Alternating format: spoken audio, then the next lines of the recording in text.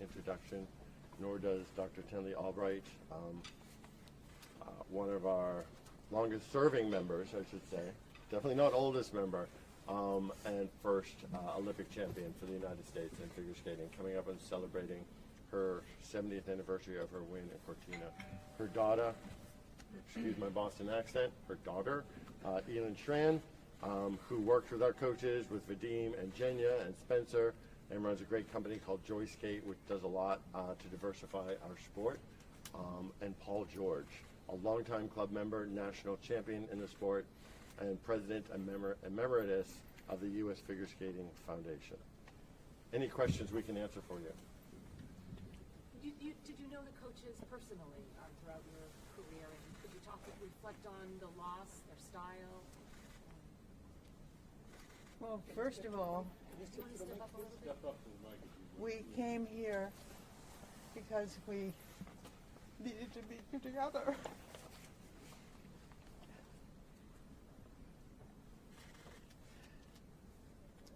We're family, and it's a community, and the skaters, the people who were on that plane, they're our family too. We're also here to encourage the skaters who have been aiming to reach the World Championships. It's important for them to know we're all together. I certainly don't have any answers. I really can't believe that it happened, because I picture them right here. The coaches always stood at that entrance. The skaters just flew all over the ice, doing remarkable things, inspiring all of us. And it's to us, it's just terrible, and it's sad, and we just feel we need to be together, and that's why you see so many hugs today. Emily and Paul, this is the second time at this club. I don't know if you remember from 1961, and those people and kind of what happens to bring you back. Yes, there were really 22 of my friends on that plane in 1961 on their way to the World Championships. And I'm sure I would have gone there to cheer them on, but I was in my last year of medical school and couldn't go. And I remember years later, people looking at me very strange. I wish the ones that were on that plane weren't. And I don't know how to handle this, and the last thing I would want to do would be a press conference, but we all felt we need to be here, and I'm glad to see you all here because that means you care and will help. And we're thinking and loving the family members who are going through such a terrible time right now. So thank you. Thank you. Paul, did you have anything you want to add since you knew the 61 team as well? Would you mind stepping in? Sure, please. Like today, 1961 was a tragic moment. It was the day the music stopped. Very much like this. I think it made us more resolute, though, as we move forward as skaters, young skaters. I was 19 at the time. It took time, but we came back, I think, stronger, better. This is a club of excellence. It has been for over 100 years. We have produced countless talented skaters. You have some right here in Nancy, in Tenley, and Elin. I think we will continue to do it. We, of course, today think of the families, think of the athletes, and that's as it should be. What went through your mind when you heard about the crash? It was a very vivid reminder of 1961. My wife tapped me on the shoulder at 6:30 and told me, much as my father had done 64 years ago, at about the same time of day. Very vivid memories come back. As Tenley said, we lost a whole group of friends. We all grew up together.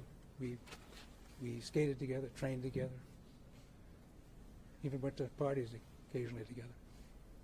So how do you process such a similar tragedy happening to people you care about in similar circumstances? Well, I think as with anyone who has losses, is we first of all think and pray and hope for them and beyond, and we will push forward, be more resolute, be more determined. How does the club come back from this now? I think we grieve, as we all are doing. I think a number of you have expressed similar feelings to us today. We will honor the athletes, honor the families.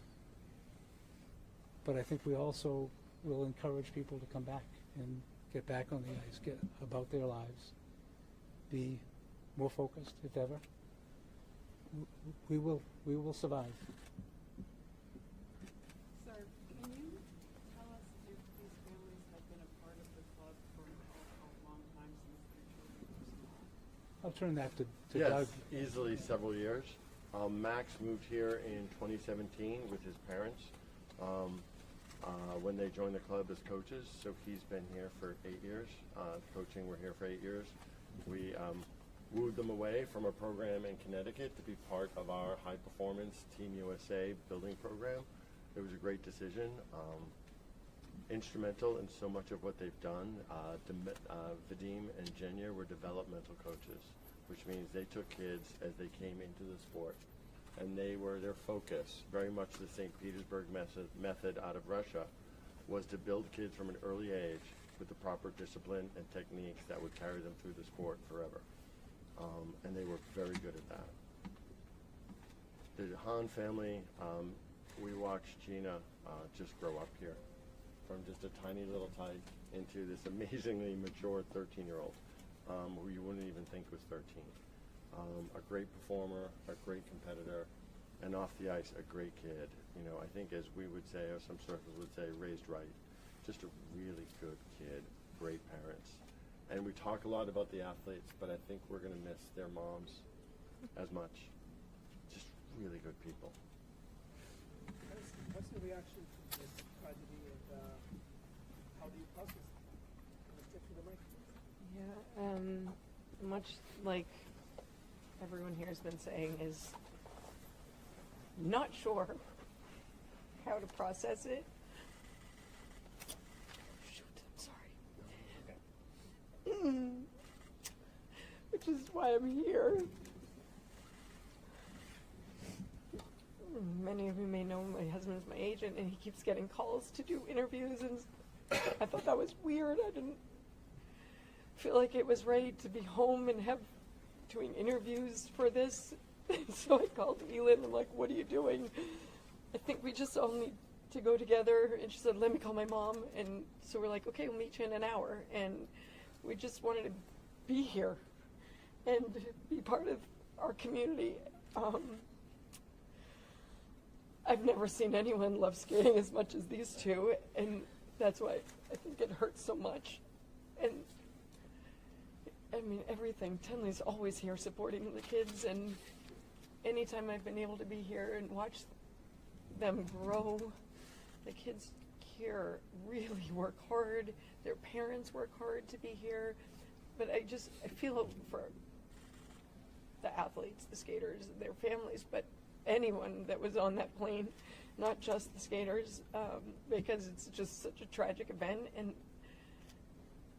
we've been through tragedies before as Americans, as people, and we are strong. And I guess it's how we respond to it. And so my response is to be with people I care about and I love and I needed support. So, so that's why I'm here. And I don't know, a little bit at a time. I think it's a shock. I wasn't woken up in the morning and saw it. I was watching like all night. So I probably look tired, but, and then when you find out, you know some of the people on the plane, it's even a bigger blow. We just wish them well, and like the families, the courage and the strength to make the next steps. I don't know how. You look at people go through tragedies and you wonder, how do they do it? I don't know, but we're so strong. Somehow we have a reservoir to dig from and each one of them are strong enough to get through this somehow. It will take time, but look beside you. There's somebody that cares, and I don't know, tell people around you that you love them because you just never know. Don't forget to say it. Could you reflect on Vadim and Jenya, what kind of coaches they were, and did you work with them?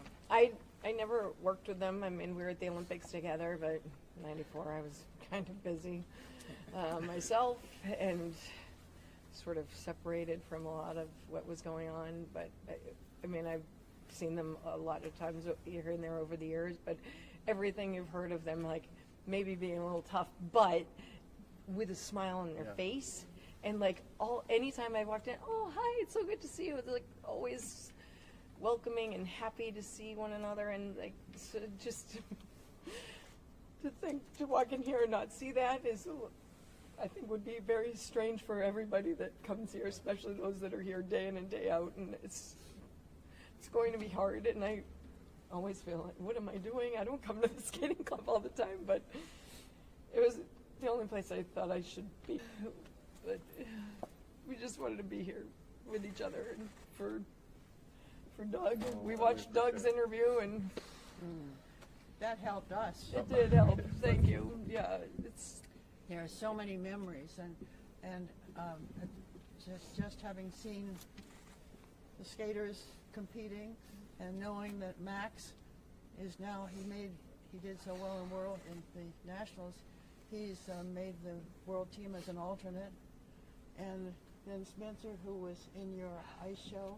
Could you tell us what you told me about you had a his great skating? story. My company does free outdoor shows around the city. Nancy's hosted and started many of them. And Spencer was in his first show with our company this past December in Kendall Square, Cambridge. And he'd never done a professional show before. It was a new experience for him. He was nervous.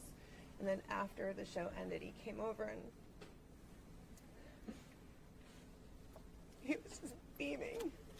This kid was so talented. He'd only started skating a few years ago, and he had all of his triples, and not just that, but this natural grace and beauty and understanding of ice and speed, and his positions were just so gorgeous. And he came to me and smiling ear to ear, saying, I get it now. I understand. He started to discover this connection with the audience and that joy that he was giving to other people through his gift. And he said, please let me skate again with you next year. I had already reached out to people like Doug Webster, who was the artistic director of Ice Dance International, and said, you've got to keep your eye on this kid. You're going to want him for your company. He was just brilliant and so kind. And he was great backstage. That matters to me even more than the on-stage talent of these kids. And And we watched him here. yeah, I don't understand. I don't understand this. Just really praying for his family. All of them. For all of them. Olympic potential? Yes, I do. Definitely. I've never seen somebody come to it so fast, And so naturally.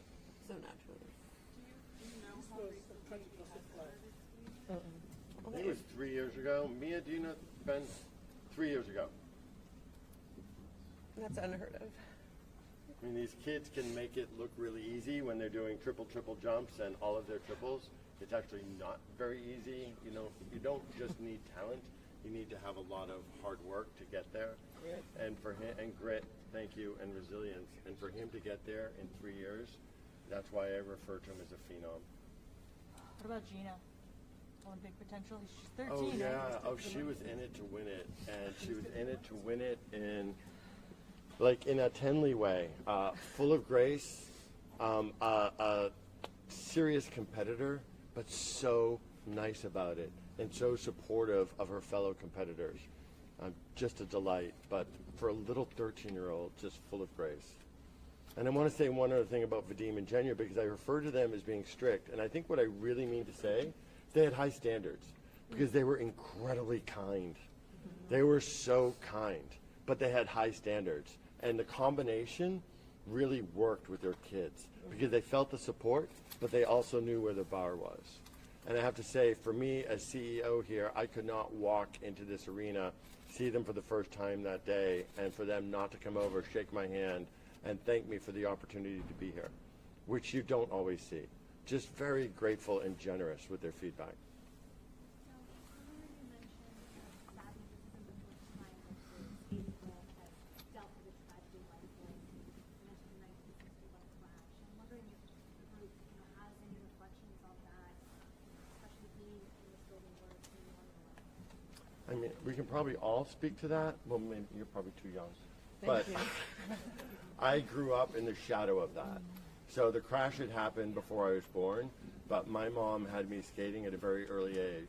And even as a little 4-year-old, as a little 3-year-old, I knew something terrible had happened. Folks weren't talking about it, but there was a pall.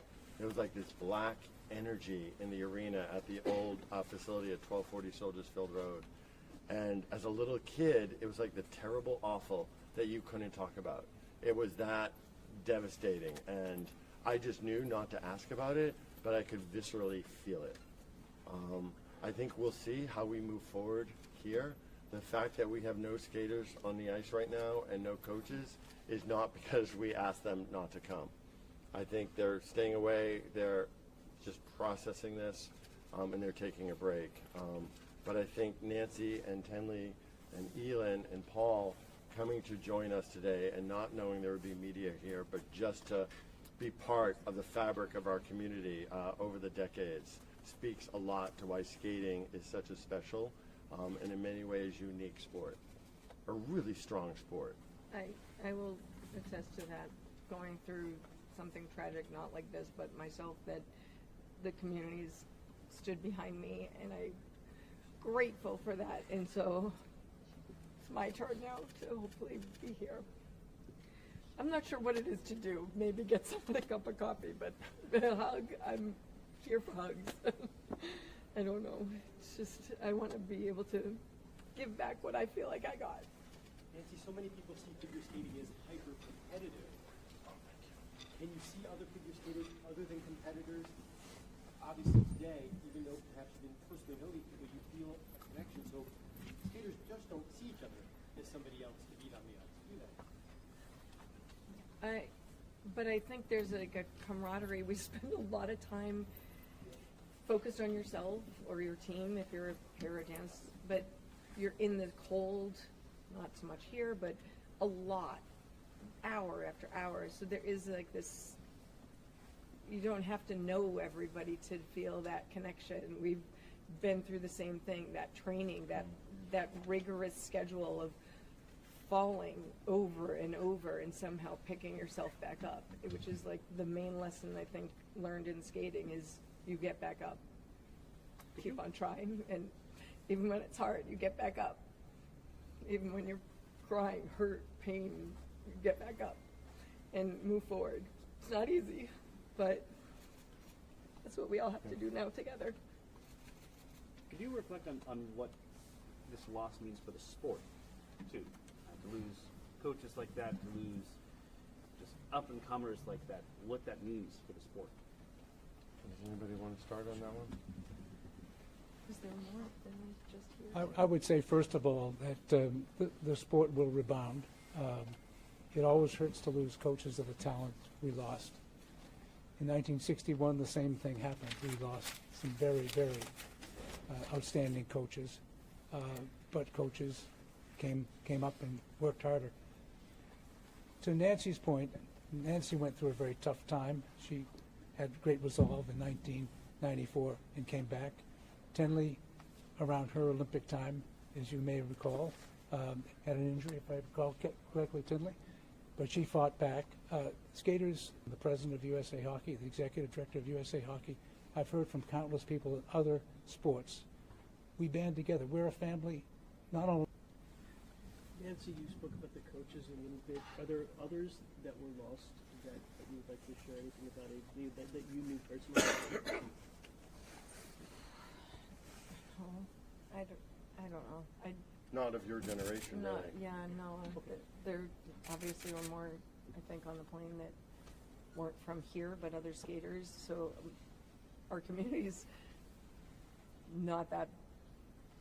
It's pretty small. I think everyone's talked to people in different parts of, like Washington and Virginia, and it's not just here that's hurting. And I think, and it's not just in these specific places. Every rink that has skating has some, I'm sure, some feeling towards this. It's tragic. But I can't give it, I don't know. Other questions? This was a tragic loss of life, and you mentioned the community is pretty small. So how would you explain the depth of loss in this instance? We're feeling it. Well, the community is small. I mean, we have 1,100 members here at the Skating Club of Boston. I think US Figure Skating has 100,000 members. So it's small and it's tight-knit, but it's also very large. I think what makes it feel small is we're so cohesive. And for Nancy's point, and I think Tenley's as well, what you experience at an ice facility here in Boston can be so similar to what you experience in Los Angeles and elsewhere, that there's a common, folks feel this and can relate to this.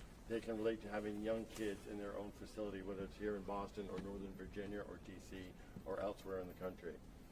And I think that's what really makes it so small and tight-knit. Other questions? Doug, is this the time of day when you normally would see skaters out here training? This would be packed. It would be Packed. What time is it? 1:30. In an hour, it would be packed. But there would be kids. But we would still have kids Always. here. We'd have Team USA kids here that have already, they're past high school. They can train at any time of day. Those coaches would be here. Four Continents Championship, an international event that Max is supposed to go to, is coming up. The World Championships are coming up. The Junior World Championships are coming up. We have 2 skaters going to the Junior World Championships. We have the current and just very recently minted U.S. pair champions who train here and are members here who are going to the World Championships at TD Garden at the end of March. So there would normally be a lot of training here. Folks have taken a break. Misha and Elisa are with Max. They're training mates. They're friends. And all friends with the Hans and the Lanes, too. So, yes, this would normally be crowded. When do you plan to see people back out on the ice? I don't know. I think when they're comfortable coming back on the ice. And what is your message to your community of 1,100 members? You said, what is it that you told the families and the members? I was just working on a communication with them right before coming out here, that it's tragic, that we all feel it. We can't explain it. We're in this together. We always support each other together. It's part of the fabric of who we are, both at the Skating Club of Boston and in our skating community. Offer them opportunities to come in and grieve together, both tomorrow, like actually this evening and tomorrow. And so we'll put that out there and see how our members respond. I can tell they're feeling things. I think I mentioned earlier, I just can't get to all the texts and emails that I've been getting. And it's heartwarming, and I feel bad that I'm not responding as quickly as I might like. But it really does feel good to know that so many people from around the world and around this country really care. And they care about this club, but they care about the sport, and they care about the athletes. And that's really why we're a tight-knit community. Could I just say that I think what we'll find is that the skaters will come to the ice and skate as part of the healing, because when you skate, it's an expression, and I think that it will help them to be together on the ice. Agreed. Yeah, and that's what I was just thinking, this similar, that we all grieve differently, and I just urge them all to be patient with each other, because someone might want to get out there and just practice like it was last week, and someone else might feel like that's not appropriate, but we all grieve differently and at different times and in different ways, and we just have to be accepting, like, that's how they're dealing with it. They just have to go, and somebody else might not be able to step back on the ice for a little while, and that's okay too. Like, just be patient with one another and be there to support one another whichever way they choose to deal. And I think for me, as the leader of this organization, you know, it's my job to make sure our ice is occupied and is at capacity. But I have to tell you that this ice being empty and this arena having gone silent, it makes me feel good. It makes me feel very fitting that it's not business as usual here. So I'm glad to see the facility empty. It's almost eerie, but I think it's fitting, and I think it's respectful. Since Nancy, you skated here, what was it like coming back and seeing it so quiet and, you know, reeling with loss? I skated and trained at the old facility, not here. It was very different than this. But it's, so I didn't come back and skate here, but God, but I said the same thing as Doug just said when I walked in, and it was kind of like, just, we went upstairs and it was silent. It was eerie. It just is a little strange to be in this ice rink. Other ice rinks, there's not figure skating all day, and here there's figure skating, and there's always music, and we perform to music. It's emotional, and because you hear the music and you start emoting, and that's okay. Just a little at a time, and just do what we can and be there. As I said, we just have to be there for one another. But I think to be here, I don't come here that often, and I just didn't know what else to do. So I just thought I needed to be with some friends. Paul and I have been through a lot together, and Tenley and I lately more and more. So yeah, it just, I've always felt support and encouraged. And I walked in, I saw Anne, and she's just, you know, there were lots of hugging, and I think I needed that. So thanks for having me. I said, I hope I didn't throw a wrench in. Just like, we're showing up. But we just all needed to be here with you. Thanks. Other questions? Thank you, folks. Again, we appreciate your interest and support. Thank you.